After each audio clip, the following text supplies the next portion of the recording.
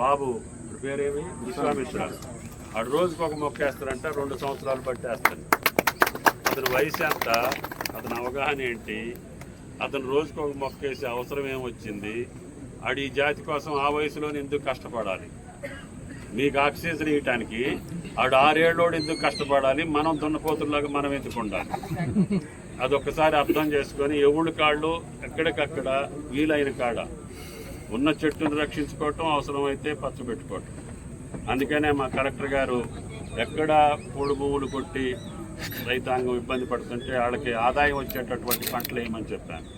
ఆయన మునగ చాలా 100 ఎకరాలు వేశారు, బ్యాంబూ వేస్తున్నారు.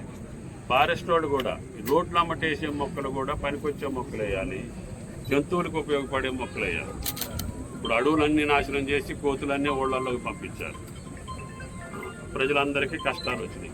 కూరగాయలు వేసుకునే పని లేదు, ఇంట్లో ఉండే పరిస్థితి లేదు. ఎందుకంటే వాళ్ళ ఇంట్లోకి మీరు దూరారు కాబట్టి అవి వచ్చి మీ ఇంట్లో దూరుతుంది. వాటికి తప్పులేదు. కాబట్టి దయచేసి ఎక్కడోళ్ళు అక్కడ ప్రకృతిని అనుసరించి మనం బతకపోతే ప్రకృతే మనని నాశనం చేస్తుంది.